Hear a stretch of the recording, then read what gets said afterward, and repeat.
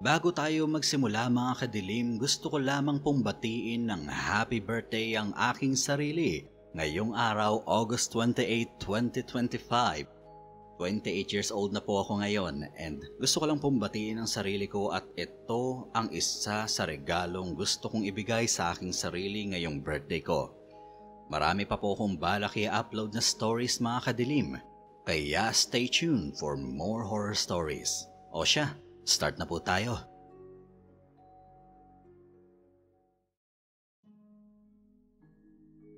Hello po, Sir Ton. Itago niyo na lang po ako sa pangalang Abby. Nangyari po ang kwento kong ito noong bata pa ako. Sa tingin ko, mga nasa 7 years old pa lang ako nung nangyari sa akin ang kababalaghang ibabahagi ko. Lumaki po ako sa hirap. Nakatira kami sa isang squatter area. Di ko na lang po sasabihin kung saang eksaktong lugar. Basta along Dariles. Minsan isang beses na lang kung kumain sa isang araw dahil parehong walang mahanap na trabaho ang mga magulang ko. Kaya palabalaba at pa-extra-extra na lang kahit anong racket. Hindi lang ang mga magulang ko pati na rin ang dalawang nakakatandang kuya ko. Dahil dun, lagi akong naiiwang mag-isa sa bahay kasama ang lola ko na sa amin din nakatira. At dahil mula pagkabata ay hindi na ako mahilig makipaglaro sa labas ng bahay namin, lagi akong naglalaro ng mga bagay na napupulot ko sa daan sa ibabaw ng papag namin na gawa sa kawayan. Walang foam yung papag na yun, kaya may mga maliliit na butas at siwang kung saan makikita mo yung ilalim ng kama na kadalasan ay puro bakso di kaya basura ang laman. Merong bagyo noon, bagyong Milenyo ata yung pangalan, hindi ko na matandaan Sir Ton, sorry. Pero habang ang lola ko ay binabantayan ng pintuan ng bahay dahil bumabaha na sa labas, ako naman ay nilalaro yung mga hole na binigay lang sa akin sa ibabaw ng papag namin. Nang biglang may nagsitsit bigla sa akin, Sir Ton. Akala ko nung una tunog lang mula sa TV, pero bigla ko ulit narinig yung sitsit. This time, mukhang sa ilalim na ng kama nang gagaling. Siyempre, Sir Ton, tinignan ko agad yung ilalim gamit yung mga butas kung may daga ba sa ilalim ng papag. Baka kasi may dagang nakapasok sa bahay namin kasi nga umuulan ng malakas sa labas. Sir Ton, medyo malabo na yung alaala ko kung ano ang eksaktong nangyari sa akin.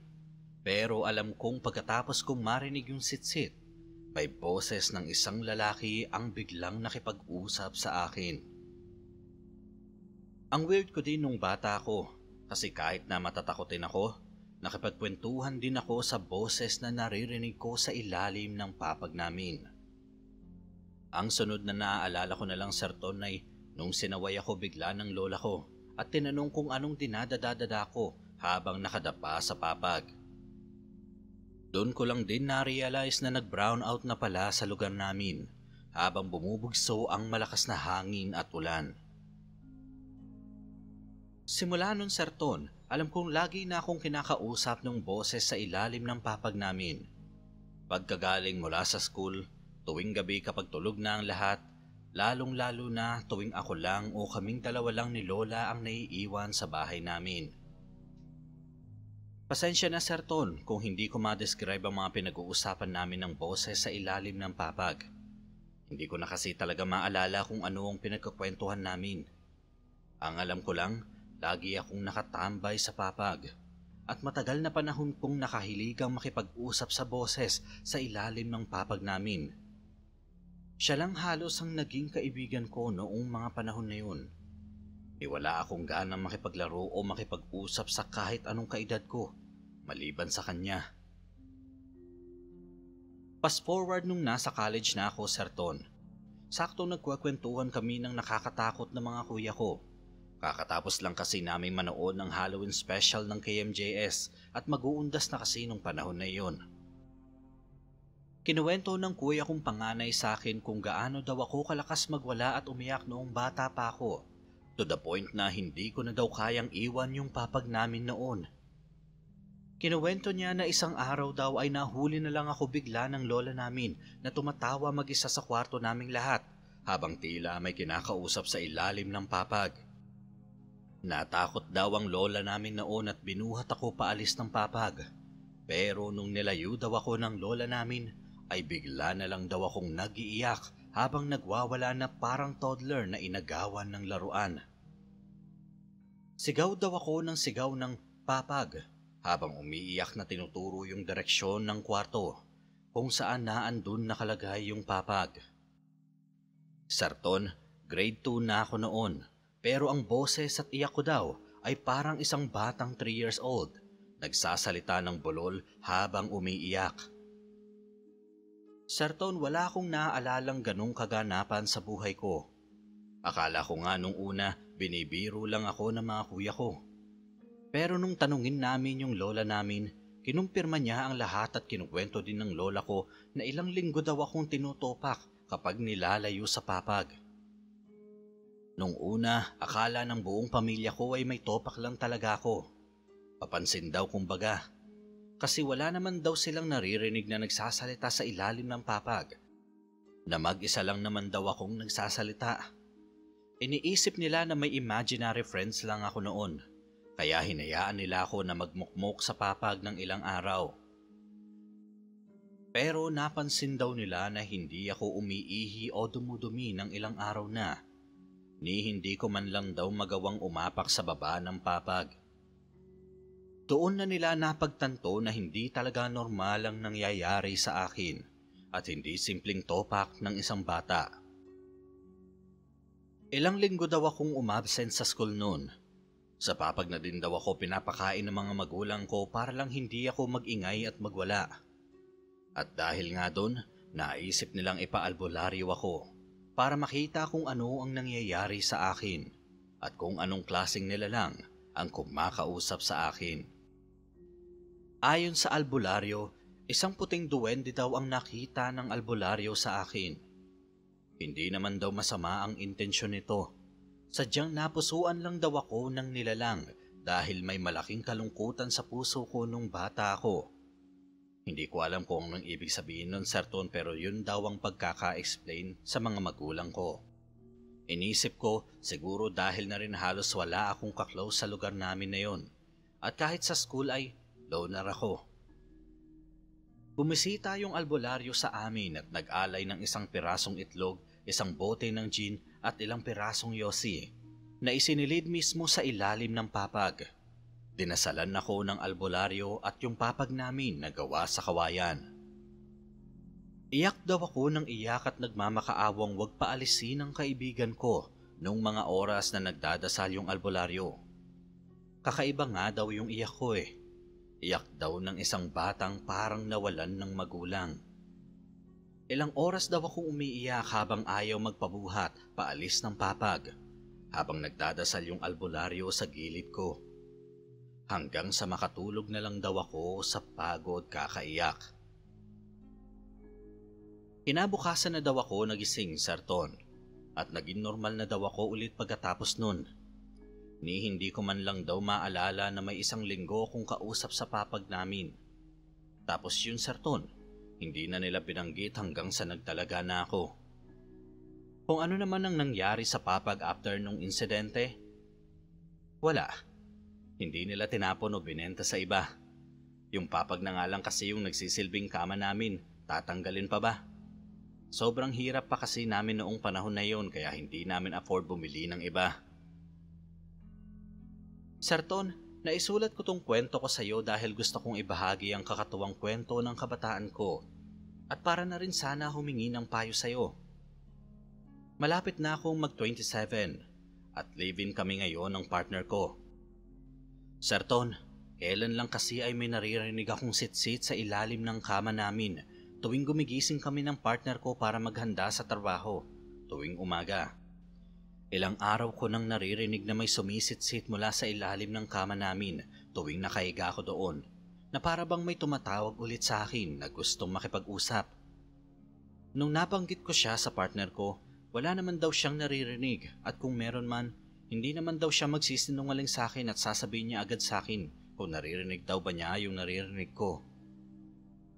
Medyo nakakatakot, Sarton, oo. Pero ipinagdadasal ko na sana wala siyang kinalaman sa nangyari sa akin nung bata pa ako. Sana hindi ako hinabol ng puting duwending naging kaibigan ko noong bata pa ako. Hanggang doon na lang po ang kwento ko, Sir Ton. Sana po ay mapili nyo ang kwento kong ito. Abby, hindi ako expert pagdating dyan pero isa lang ang ma-advise ko sa'yo na pwede mong gawin. Lagi kang magdadasal at kung kailangan mo ng tulong sabihin mo sa pamilya mo. Sila ang unang tumulong sa'yo ayon sa kwento mo, di ba? So it would be best if you seek help from them. Kung natulungan ka nila noon, I am pretty sure they are willing talaga silang tulungan ka ulit ngayon.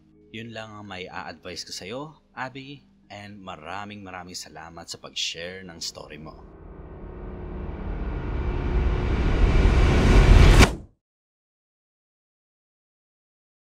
Hindi ko talaga alam kung bakit ngayon ko lang ito ikukwento, Sir Ton. Siguro kasi wala na akong ibang makausap tungkol dito. O baka dahil habang tumatagal, mas lalo akong hindi pinapatahimik ng konsensya ko. Kaya isi-share ko na lang sa channel mo, Sir Ton. May edad na po ako ngayon. Malapit na po ako sa 50. Matagal nang nangyari ang kwentong ito kaya pagpasensyahan nyo na kung medyo malalim ang mga salitang sasabihin ko. Nangyari ho ito noon sa probinsya namin sa General Trias, dekada 80. Panahon ng radyo, poso at mga batya. Panahon na kung saan ang mga kwento ng aswang ay hindi lang chismis sa kanto, kundi posibleng totoo. May kapitbahay ako noon. Itago na lang natin siya sa pangalang Lani. Kaibigan ko siya mula pagkabata, ka-age ko. Lagi kaming magkasama, kakulitan, kakwentuhan, minsan sabay pa kaming uuwi galing ng eskwela. At oo, Sir Ton, totoo na may gusto ako sa kanya noon pa man. Nagsimula noong nasa elementarya kami pero di ko sinasabi. Tropang totoo, ika nga, at ayokong sirain iyon. Sanggang dikit kaming dalawa, Sir Ton, kumbaga close na close. Kapag may pinagdadaanan siya, ako lagi ang tinatakbuhan niya at gaya ng tindi ng suporta ko sa kanya. Ganon din ang pagsuporta niya sa akin, lalo na kapag ako naman ang may pinagdadaanan. Masaya ang buhay naming dalawa, kahit na hindi kasinggara ng ilang mga kabataan. Parang magkapatid na halos ang tingin sa amin ng mga tao, pero sa totoo lang, higit pa roon ang nararamdaman ko para sa kanya. Hanggang sa isang araw, Sir Ton, biglang nawala si Lani. Walang paalam, walang bakas, basta na lang hindi umuwi ng bahay. Akala nung una nagtampo lang o pinagalitan ng magulang kaya naglayas sa bahay.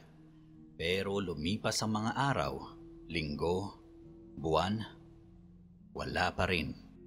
Walang bumalik na Lani sa kanilang bahay. 3 buwan, Sir Ton. 3 buwang paghahanap ang ginawa namin. 3 buwang puro dasal, iyakan at panalangin ng buong baryo na sana siya ay mahanap uli at makabalik. Hanggang sa isang araw, nakita namin siyang naglalakad sa kalsada malapit sa amin. Bigla na lang siyang bumalik. Pero hindi na siya ang Lani na nakilala ko. Tahimik siya, Sir Ton. Laging tulala. Hindi siya tumatawa sa jokes ko. Hindi na siya nakikipagkwentuhan. Laging nakaupo sa may puno ng mangga. Laging nakatitig sa malayo. Ang mas malala, nababalitaan kong kung ano-anong kababalaghan ang ginagawa niya. May isang gabi, nakita raw siya ng kapitbahay naming si Mang Ernesto na may kinakain sa likod ng bahay. Akala nila pusa lang, pero nung nilapitan nila, literal na pusa nga raw. Buhay pa at kinakain niya habang nakapikit na parang wala sa sarili. Noong una ay hindi ako naniwala. Sabi ko baka chismis lang, baka trauma lang yan, baka sinisiraan lang si Lani. Matagal na panahon kasing nawala ang kaibigan ko. Normal lang na medyo mabaliw o maiba ang ugali kapag nakaligtas sa isang mabigat na karanasan, gaya noon. Pero isang hapon, ako na mismo ang nakakita. Papauwi ako noon galing sa tindahan. May bitbit akong soft drinks at tinapay. Doon ko siya nakita sa gilid ng kalsada nakaupo. May hawak siyang kalapati, buo pa. Pero parang may kagat na sa leeg. At sinusubo niya habang basa pa ng dugo ang bibig niya. Hindi ako nakagalaw noon, Sir Ton. Gusto ko siyang tawagin. Gusto ko siyang lapitan. Pero parang hindi siya si Lani na nakilala ko. Ang nangyari, may iba pang nakakita sa kanya at nung sinita siya ay bigla na lang siyang tumakbo papalayo. Sinubukan ko siyang habulin at pigilan. Sinubukan ko siyang tawagin, pero hindi niya ako pinansin, Sir Ton. Hindi ko alam kung ano ang nangyari sa kanya at sobra-sobra ang pag-aalala ko. Sinabihan na din ako ng mga magulang niya nung bumisita ako na ayaw na daw nilang palabasin ng bahay si Lani. Pero minsan ay nakakatakas pa rin siya. At kapag nakakatakas siya, kung ano-anong bagay na lang daw ang hinuhuli at kinakain niya na nakikita niya sa damuhan o sa kalsada. Lumipas pa ang mga araw, lalo siyang naging mailap. Lalo siyang naging mabangis, parang hayop. Minsan raw sinasaktan niya na ang sarili. Nagsasalita mag-isa, nanggugulo sa bahay nila. May mga gabing araw na sinasaktan niya ang nanay niya, kaya't kinakalabog ang buong bahay. Doon ako napilitang kumilos, Sir Ton. Nagsimula ako magtanong. Kinausap ko ang ibang matatanda sa baryo. May nagsabing aswang raw siya ngayon. May nagsabing sinaniban daw. May nagsasabing dinala siya sa mundo ng mga engkanto at pinalitan ng hindi tao. Isang araw humingi na ng tulong ang mga magulang niya sa albularyo. At may sinabi ang albularyo sa pamilya niya na kakaiba. Hindi yan gawa ng aswang. Hindi yan gawa ng lamang lupa. Gawa yan ng tao. At doon na nga nagsimulang mag-imbestiga ang pamilya niya. Naaalala ko bago siya nawala, may bakanteng lote sa dulo ng barangay namin. Malayo yun sa bahay nila at onti lang din ang mga bahay sa paligid. Dati raw kakahuyan yun, pero giniba para gawing paradahan ng mga jeep at tricycle. Wala na akong naririnig tungkol sa lugar na yon. Tahimik, pero may maliit na bahay na gawa sa yero sa gilid. Akala ko dati tirahan ng caretaker o bantay ng bakanting lote, pero parang wala nang taong nakatira doon ngayon. Isang gabi, Sir Ton, hindi ako nakatiis. Pumunta ako roon kinagabihan. Gamit ang flashlight at kutsilyong kinuha ko sa bahay kung sakaling may mangyari mang masama sa akin. Curfew din kasi noon at kakatapos lang ng martial law na pinatupad ng nakaraang presidente. Pagdating ko sa bakanting lote, sarado ang gate na gawa sa yero. Pero may napansin akong kakaiba. May amoy. Amoy luma. Amoy kalawang. Amoy panis na dugo na tila hindi nilinis ng ilang buwan. Paglapit ko sa yerong bahay, doon ko nakita ang padlock at ang mga kadena sa loob. Bakas pa ang galos sa sahig sa dingding. May damit pang pambabae na luma at kupas at tila kamukha ng isa sa damit na laging sinusuot ni Lani. At sa ilalim ng lumang banig, may isang lumang notebook na ilang pirasong papel lang ang laman. Merong mga sulat ang mga papel na yon, Sir Ton. Galing kay Lani. Kabisado ko ang sulat kamay niya, Sir Ton. At doon ko nabasa ang lahat. Bantay raw siya ng lote, pero ang totoo, halimaw siya. Isinara niya ako dito. Araw-araw akong ginagahasa at hinahalay. Hindi ako makasigaw. Binabantaan niya ang mga magulang ko. Hindi ako makatakbo. 3 buwan. 3 buwan akong hayop sa mata niya. Hindi ko na alam kung ako pa si Lani. Pakiramdam ko hindi na. Nilamon na niya ako. Yun ang laman ng sulat, Sir Ton. Napaluhod na lang ako sa sahig. Umiiyak, galit na galit at nagsisisi. Bakit hindi ko siya agad hinanap? Bakit hindi ko siya prinotektahan? Bakit ako natakot na hanapin siya nung una? Lalo na kung alam kong kailangan niya ako. Hindi na siya bumalik sa dati, Sir Ton. Hindi na siya nagamot. Hindi na nahuli ang tao sa likod ng nangyari sa kanya. At hindi na siya dinala sa kahit anong ospital at doktor. Natatakot ang pamilya niya na baka dalhin siya sa isang mental institute. Tinatago na lang siya sa loob ng bahay hanggang sa isang araw, nagpasya ang pamilya niya na umalis na lang sa barangay namin. Sabi raw, ililipat na lang siya sa probinsya ng tatay niya. Ayaw na nilang maalala ang nangyari at aalagaan siya sa malayong lugar kung saan hindi sila kilala. Hindi na nila hinabol ang posibleng gumawa ng kahayupan sa kanya. Hindi na nila hinanap ang hustisya. Pero ako, hindi ko makakalimutan. Dahil hindi siya aswang, hindi rin siya sinaniban o hindi siya pinalitan ng engkanto. Isa lang siyang babae na ginawang hayop ng isang demonyong taong sinamantala siya at ikinulong sa bakanting lote na yun sa loob ng 3 buwan. At hanggang ngayon sa tuwing nakakakita ako ng kalapati o pusang gala, naaalala ko yung ngiti ni Lani noon, ngiting naglaho pagkatapos ng 3 buwan. At ang babaeng kaibigan ko na hindi ko kayang ipagtanggol noong pinakakailangan niya ako. Fast forward sa taong 2025, may asawa at anak na ako, Sir Ton. Masaya naman kami ng pamilya ko, pero hindi ko talaga makakalimutan ang salimuot na nangyari sa matalik na kababata ko. Sana nasa maayos na lagay siya ngayon, Sir Ton. At sana nakarecover siya sa pinagdadaanan niya.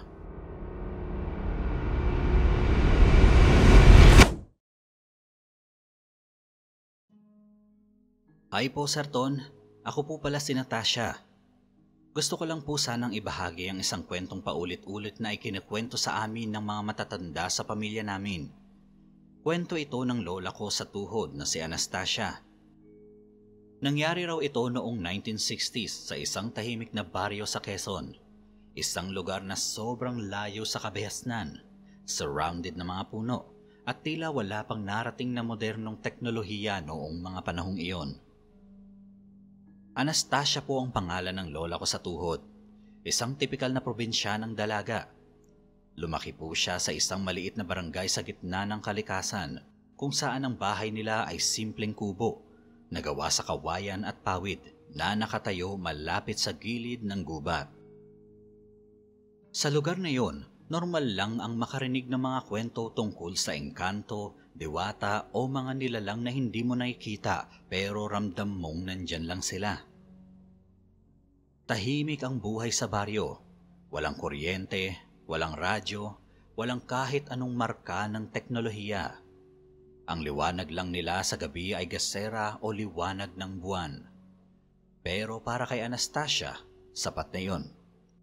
Masaya na siya sa simpleng buhay, kasama ang pamilya, mga hayop sa paligid, at mga kwento ng kababalaghan na palagi niyang naririnig sa matatanda, lalo na pag pinapatulog siya. Isang araw, may dumating na lalaking hindi nila kilala sa kanilang barangay. Makinis ang balat, sobrang linis manamit, at tila hindi nadudumihan kahit putik ang dinadaanan. Parang laging fresh. Alam mo yung tipong parang bagong ligo buong araw? Ganon siya. Laging nakangiti, laging magalang, isang gentleman.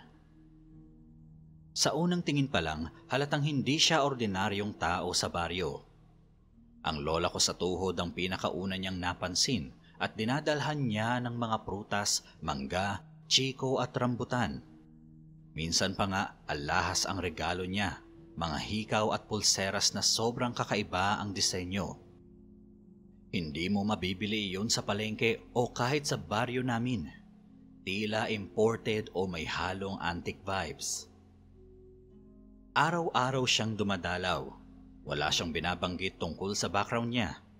Kung taga saan siya, kung ano ang trabaho niya o kung anong ginagawa niya sa buhay. Pero kahit ganon, parang lumalalim araw-araw ang koneksyon nila ng lola ko. Wala pang 2 linggo ng araw-araw na pagdalaw sa kubo ni lola. Umamin na ang lalaki na may gusto siya sa lola ko, si Anastasia, at gusto niya itong ligawan. At dahil sa charm at sweetness ng lalaki, nahulog din ang loob ng lola ko sa kanya sa di kalaunan. Isang araw, niyaya siya ng lalaki na mamasyal. Sabi nito, "May gusto akong ipakita sa'yo sa may gubat." Pero hindi siya pinayagan ng nanay niya. Sabi ng nanay niya, "Hindi kita papayagang sumama sa taong halos hindi nating kilala." May kutubang nanay niya. Yung instinct na kahit wala kang ebidensya, alam mong may mali. Tumahimik ang lalaki pero ngumiti pa rin. "Ayos lang, hihintayin kita kahit kailan ka handa." Sabi ng lalaki at nagpaalam na ito at umalis sa kanilang bahay. Kinagabihan, nanaginip ang lola ko. Sa panaginip niya, magkasama sila ng misteryosong lalaki at naglalakad sila sa loob ng gubat. Pero ibang-iba ang gubat na to, Serton. Mas malamig, mas madilim, parang enchanted forest. May mga liwanag na parang glow-in-the-dark na alitaptap na lumulutang sa paligid. Hangin pa lang, iba na ang amoy, parang bulaklak na may kahalong insenso. Naglalakad sila sa gubat na parang walang pake sa mundo. Hanggang sa marating nila ang isang mansyon na gawa sa puting marmol. As in literal na malapalasyong bahay sa gitna ng kagubatan. Yung tipong hindi mo iisipin na pwedeng maitayo sa ganung lugar. May mga bintanang malakristal, may mga haliging may ukit na hindi mo maintindihan, at ang paligid ng bahay ay puro bulaklak na never pang nakita ng lola ko kahit kailan.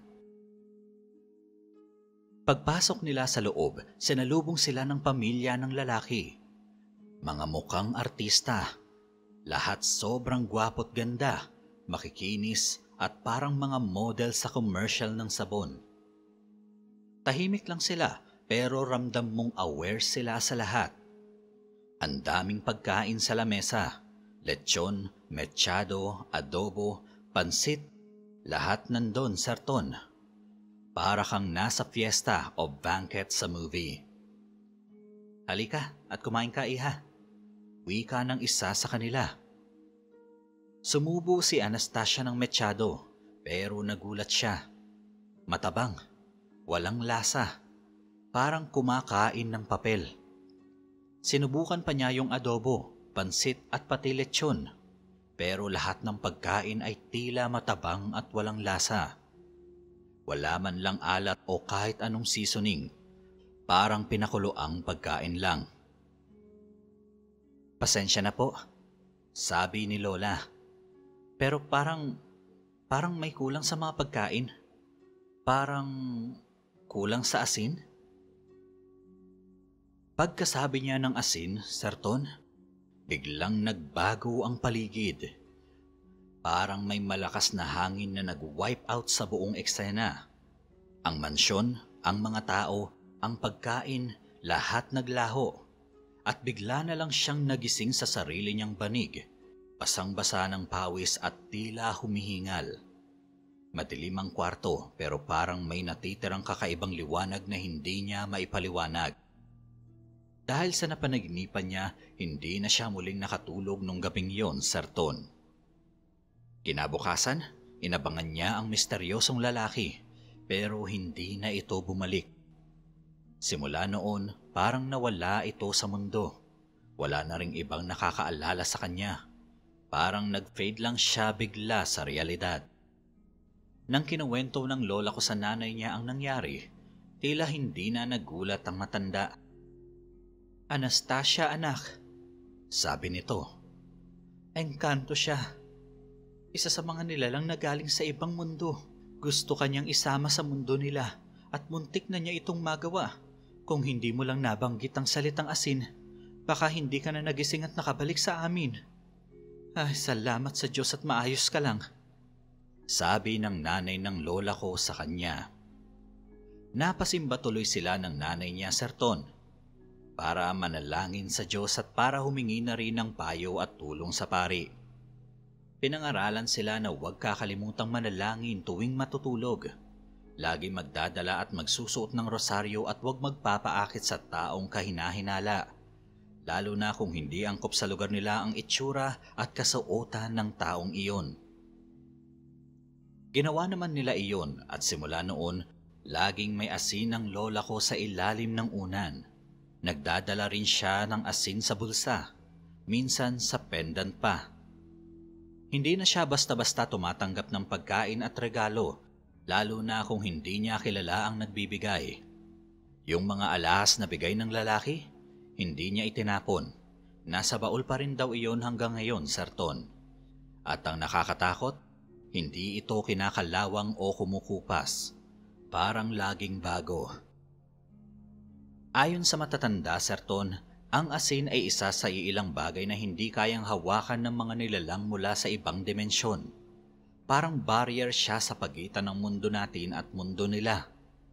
Kaya kung may estrangherong masyadong perpekto, masyadong maginoo o maganda para maging totoo, baka hindi lang siya basta tao. Baka isa siyang engkanto. At kung sakaling umakyat ng ligaw at mangimbita sa isang lugar na parang panaginip, tandaan mo ang isang simpleng bagay. Magsama ka ng asin. Dahil baka hindi lang basta ligaw ang pakay niya. Baka gusto ka na niyang kunin at dalhin sa kanilang mundo. Hanggang dun na lang po ang kwento ko sa iyo, Sir Ton. Sana po ay ma-share niyo sa channel niyo ang kwentong ito ng lola ko sa tuhod. Marami pa po akong kwentong kakaiba, pero ito na lang po muna ang ibabahagi ko sa ngayon. Maraming salamat po, Sir Ton, at God bless.